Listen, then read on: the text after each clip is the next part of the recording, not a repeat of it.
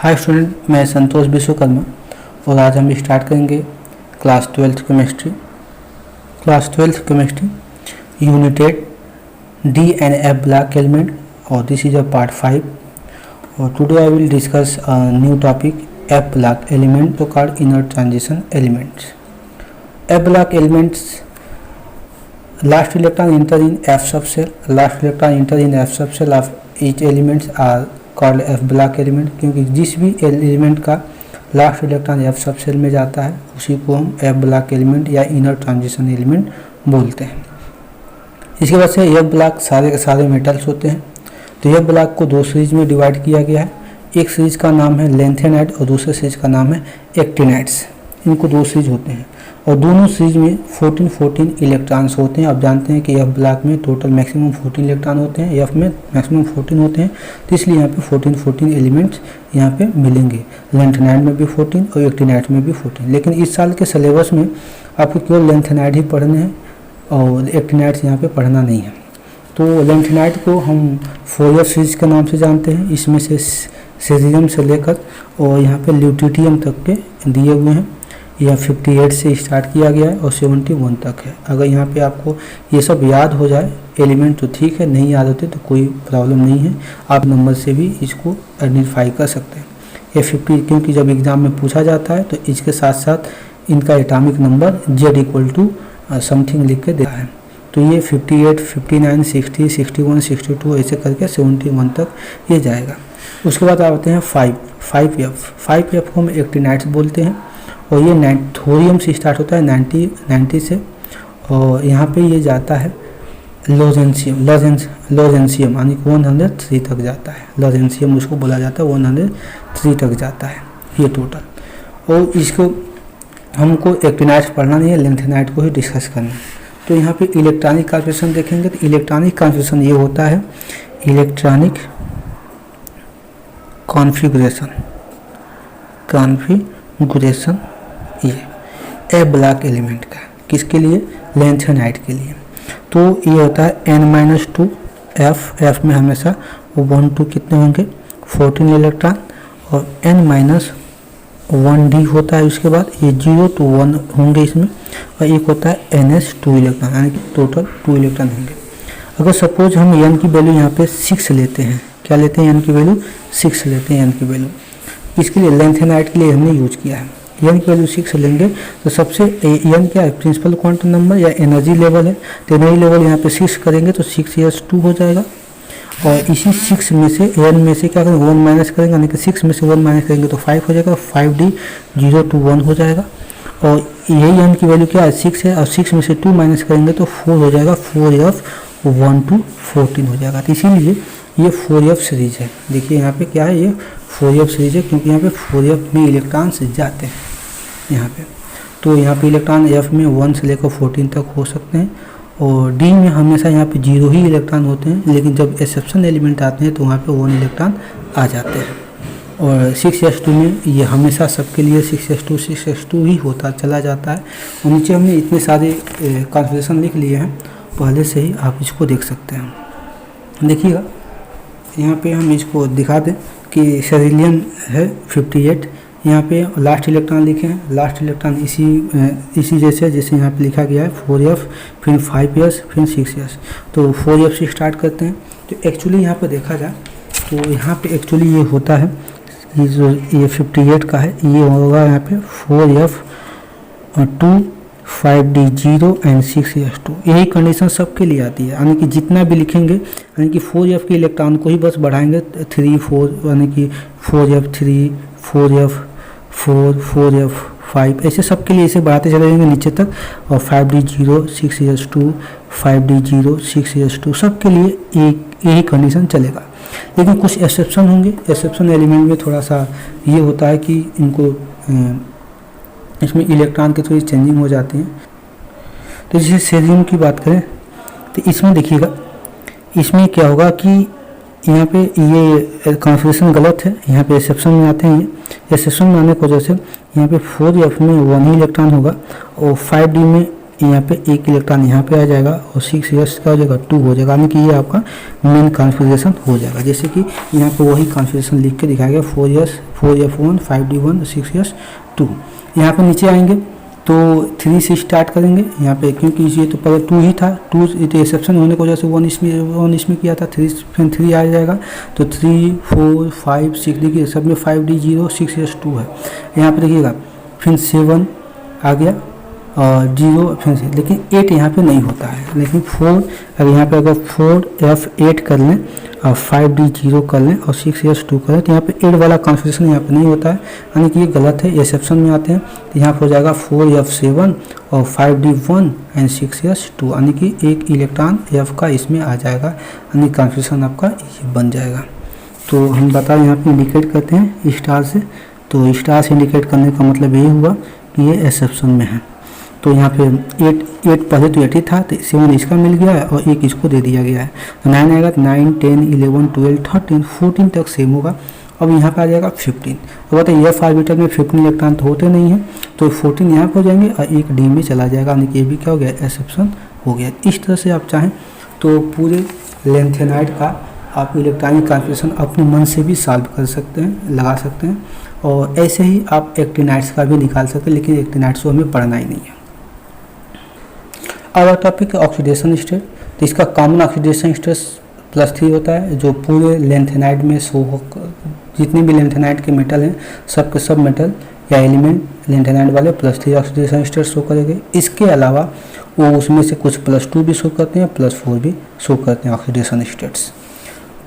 Colour की बात करें तो जो +3 शो करते हैं वो ट्राईवैलेंट बोले जाते हैं, 2 को हम डाईवैलेंट बोलते हैं, 4 को हम टेट्रावैलेंट बोलते हैं, 5 को पेंटावैलेंट बोलते हैं। वैलेंट का मतलब बैलेंसी, ठीक है।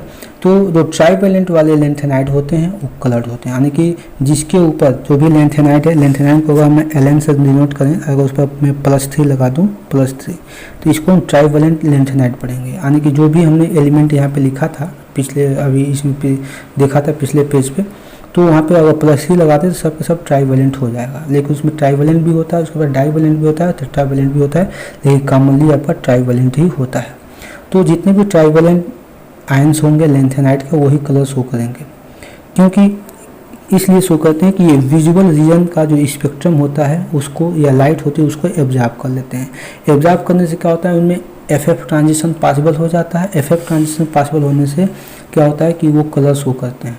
क्यों शो करते हैं, अगर डी में डी ब्लॉक पढ़े थे हम लोग, तो डी में देखेंगे 5 ऑर्बिटल होते हैं, 1 2 3 4 5, इसका नाम है DXY, DYZ, इसका नाम है DZX, इसका नाम है DX2 Y2, इसका नाम है DZ2। तो ये 2 पार्ट में स्प्लिट कर जाता है एनर्जी लेने के बाद। एक नीचे बन जाता है 3 ऑर्बिटल वाला, इसको बोलते हैं T2G, ये बोलते हैं EG। ये आपको इसके बाद जो नेक्स्ट चैप्टर है उसमें इसके लिए वेट करना पड़ेगा, इसको बोलते हैं EG।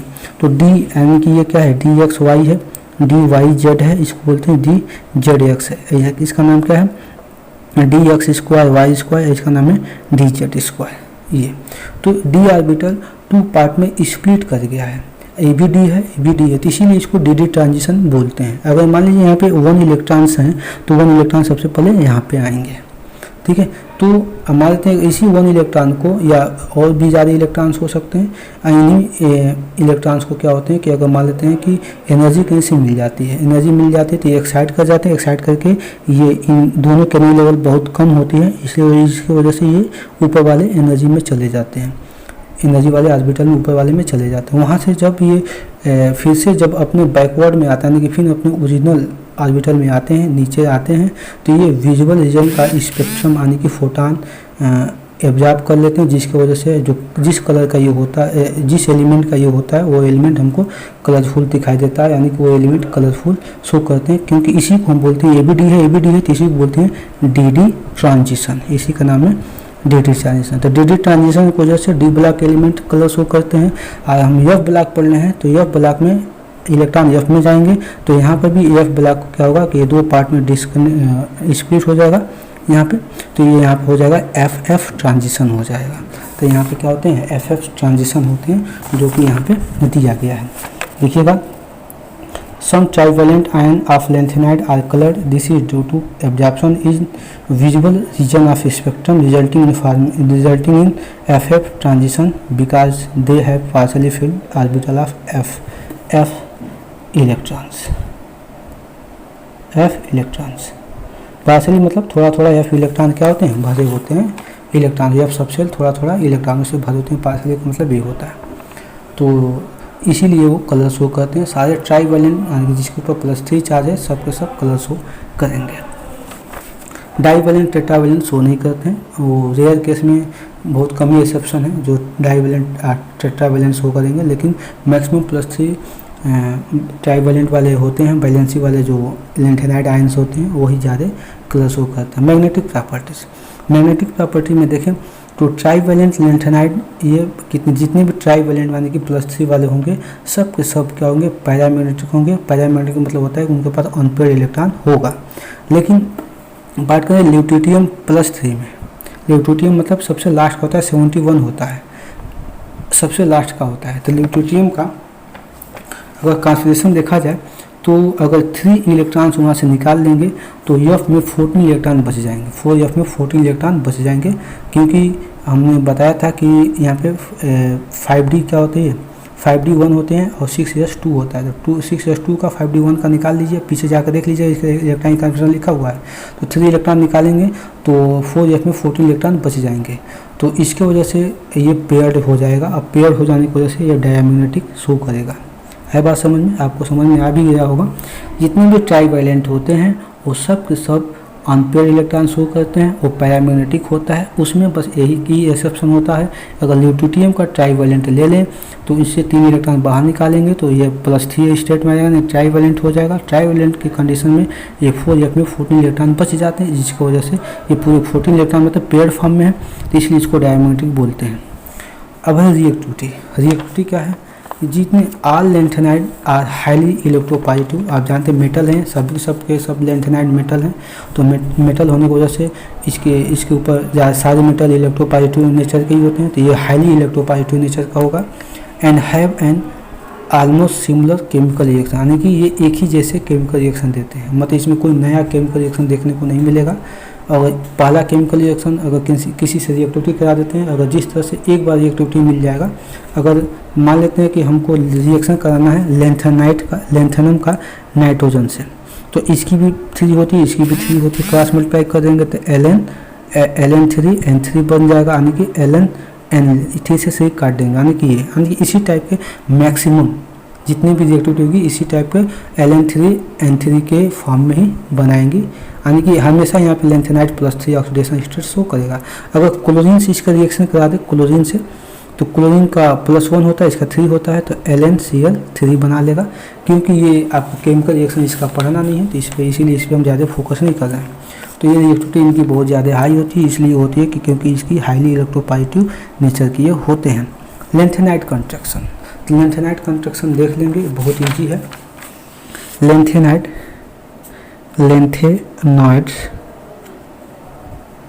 कंस्ट्रक्शन ये होता क्या है देखते हैं, इसको इजली से समझिएगा। ये न्यूक्लियस है, यहाँ पे प्रोटॉन और न्यूट्रॉन होते हैं, एटम का न्यूक्लियस है। मान लेते हैं ये s ऑर्बिटल है एटम का, ये p है, ये d है, ये f है। f के बाद फिर स्टार्ट हो जाता है sp, ऐसे भरना स्टार्ट हो जाता है, डाटा ऐसे भरना स्टार्ट हो जाता है। अब आप जानते हैं कि s जो होता है, s न्यूक्लियस के करीब होती है तो इसकी रिएक्टिविटी भी बढ़ेगी, यानी कि अट्रैक्शन पावर बढ़ेगा, न्यूक्लियस इसको खींच लेगा। p का भी इलेक्ट्रॉन खींच सकता है, और sp यहाँ पे d है, और d के भी इलेक्ट्रॉन को ये खींच सकता है। लेकिन f तक आते आते ये जो अट्रैक्शन फोर्स होता है लगभग निग्लेजिबल हो जाता है, यानी कि लगभग जीरो हो जाता है, क्योंकि न्यूक्लियस से f की डिस्टेंस काफ़ी दूर हो जाती है। और f की रिएक्टिविटी यहाँ पे क्या होती है, बहुत ही लो होती है। f की सबसे ज़्यादा रिएक्टिविटी s की होती है, उसके बाद p की, उसके बाद d की। f तक आते आते ये लो होती है, रिएक्टिविटी बहुत ज़्यादा लो हो जाती है, और न्यूक्लियस से डिस्टेंस भी क्या होता है इसका लो हो जाता है, मतलब बहुत ही कम हो जाता है। इसके वजह से f इलेक्ट्रॉन अगर यहाँ पे एफ में टोटल 14 इलेक्ट्रॉन है या उससे कम इलेक्ट्रॉन है तो ये अपने न्यूक्लियस पर अट्रैक्शन नहीं दिखा पाते हैं, तो उसका फ़ायदा उठाते हैं इसके आउटर इलेक्ट्रॉन की यस वाला उठा लेगा, या पी आएगा तो पी वाला भी उठा लेगा, क्योंकि इसकी रिएक्टिविटी ज़्यादा होती है। तो ये क्या करेगा, न्यूक्लियस इनके एफ को ना खींच के अट्रैक्ट करके इसके इलेक्ट्रॉनों को ऐसे अट्रैक्ट कर लेगा। ठीक है, तो क्या होगा कि साइज धीरे धीरे सिकुड़ने, जब अटैक करेगा तो ये साइज क्या होगा, ये घटना इस अंदर डिक्रीज करना स्टार्ट कर देगा। ठीक है, तो इसी प्रोसेस को हम लेंथेनाइट कंट्रैक्शन बोलते हैं। एक बार समझेंगे, जब हम सीजियम से लेकर ल्यूटियम तक यानी कि 51 से लेकर 71 तक ये लेफ़्ट टू राइट चल रहे हैं, लेफ़्ट टू राइट चल रहे हैं, तो एक एक इलेक्ट्रॉन हर एक सेल में बढ़ रहे हैं, हर एक सेल में नंबर ऑफ सेल भी बढ़ रहा है और इलेक्ट्रॉन भी क्या हो रहे हैं, इलेक्ट्रॉन भी यहाँ पे बढ़ रहे हैं। देखिए 58 है तो 59 आएगा, 60 फिर 71 आ रहा है यहाँ पे, लेकिन नंबर ऑफ इलेक्ट्रॉन बढ़ रहे हैं और नंबर ऑफ सेल बढ़ रहा है। तो नंबर ऑफ सेल बढ़ेगा तो देखिएगा यहाँ पे एक बार समझिएगा, इधर लेफ्ट टू राइट चल रहे हैं तो नंबर ऑफ इलेक्ट्रॉन बढ़ रहे हैं, नंबर ऑफ इलेक्ट्रॉन बढ़ रहे हैं तो इसके अंदर जो प्रोटॉन है, प्रोटॉन का भी नंबर बढ़ रहा है, क्योंकि number of electron equal to number of proton होता है, या आप पढ़े हैं। तो जब इलेक्ट्रॉन बढ़ेंगे लेफ्ट टू राइट चल रहे हैं तो न्यूक्लियस के अंदर प्रोटॉन भी बढ़ेगा। जब प्रोटॉन इंक्रीज करते हैं तो जेड इफेक्ट क्या होता है, इसका हाई हो जाता है, जेड इफेक्ट ज़्यादा अट्रैक्टिव हो जाता है, यानी कि हाई जेड इफेक्ट हो जाता है। तो जेड इफेक्ट ज़्यादा हाई हो जाता है तो एस पी डी के ऑर्बिटल के इलेक्ट्रॉन को ये अट्रैक्ट करेगा, और लेकिन एफ के ऑर्बिटल के इलेक्ट्रॉन को अट्रैक्ट नहीं कर पाएगा, क्योंकि एफ क्या होते हैं, एफ की डिस्टेंस न्यूक्लियस से ज़्यादा है और इसकी रिएक्टिविटी भी क्या है, कम है, यानी कि इसको लिख सकते हैं poor screening of F subshell, यानी कि पुअर स्क्रीनिंग का होता है एफ सबसेल। तो क्या होता है कि ये इसके बाद जो एस और पी आएंगे या कोई भी आए तो इनके इलेक्ट्रॉनों को ये खींच लेता है, और खींचने के बाद क्या होता है कि ये साइज धीरे धीरे सिकुड़ना स्टार्ट हो जाता है, यानी कि छोटा हो जाता है, और इसी होल प्रोसेस को हम बोलते हैं लेंथेनाइट कंट्रैक्शन। यहाँ पे देखिए, यहाँ पे लिखा भी गया है, in F block element the last electron enter in innermost n-f2 subshell and moving from left to right in series on adding of each electron and proton is added in nucleus due to which nucleus charge increase। यानी कि nuclear charge मतलब Z effect, इसी को बोलते हैं Z effect. Z effect increase कर जाता है ड्यू टू पुअर शील्डिंग या पुअर स्क्रीनिंग भी लिख सकते हैं, ड्यू टू पुअर शील्डिंग या poor screening providing by f orbital Z effect on outer electron increase. मतलब कि जेड इफेक्ट देखिए, इसका जो जेड इफेक्ट है जब ये पुअर स्क्रीनिंग का हो जाएगा या पुअर शील्डिंग हो जाएगा तो जेड इफेक्ट क्या होगा कि आउटर इलेक्ट्रॉनों पे बढ़ जाता है, तो इसका मतलब क्या होगा कि इनको अट्रैक्ट कर लेगा, अट्रैक्ट करेगा तो धीरे धीरे सिकुड़ता चला जाएगा। तो ये लिखा गया है कि Z effect on outer electron increase as a result of which atomic radius यानी कि size decrease which is known as lanthanide contraction. इसी को लेंथेनाइट कंट्रैक्शन के नाम से जानते हैं। और आज का लास्ट टॉपिक है यूजेज ऑफ लेंथेनाइट। लेंथेनाइट का यूजेज एलॉय फॉर्मेशन में करते हैं, ये तो पता है। लेंथेनाइट के जो ऑक्साइड्स होते हैं वो ग्लास पॉलिश में यूज किए जाते हैं। ये नियोडाइमियम यानी कि एनडी एंड प्रेसोडाइमियम यानी कि ये पीआर बोलते हैं, ये लेंथेनाइट के ही एलिमेंट्स हैं। इनके जो ऑक्साइड होते हैं, इनके ऑक्साइड से हम कलरफुल ग्लास बनाते हैं, कलर ग्लास बनाते हैं। किसके लिए? गॉगल्स के लिए। गॉगल्स में जो भी कलरफुल ग्लास आती हैं वो इन्हीं एलिमेंट्स के मिलके, इनके एलिमेंट के ऑक्साइड से मिलके बनाई जाती है। लेंथेनाइट जो मेटल होते हैं ये भी कैटलिस्ट के फॉर्म में यूज करते हैं, जैसे कि हाइड्रोजिनेशन में या डिहाइड्रेशन में या पेट्रोलियम क्रैकिंग में भी ये जो कैटलिस्ट हम यूज करते हैं ये लेंथेनाइट मेटल के ही कैटलिस्ट होते हैं। इसके बाद से ये ट्रेकर बुलेट बनाने में भी यूज किया जाता है और सेल बनाने में भी इसका यूज किया जाता है। तो इस तरह से हमारा यह ऑर्बिटल ये ख़त्म हो जाता है।